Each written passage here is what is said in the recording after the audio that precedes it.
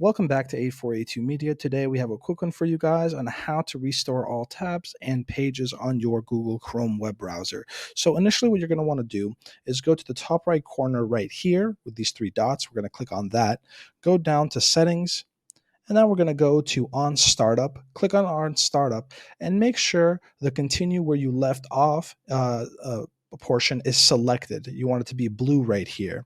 And so after this is selected, you can actually open up as many tabs as you want. So we have these tabs, Gmail tab. And instead of just exiting out, you're actually going to want to go to Chrome right here and click on Quit Google Chrome. And now when you restart Google Chrome, not restart, but when you click on Google Chrome, it will open up Google Chrome with all of these pages intact. So thank you guys for watching. If this was helpful in any way, please leave a like down below. If you have any questions, comment down below. Thank you guys for watching and have a great day.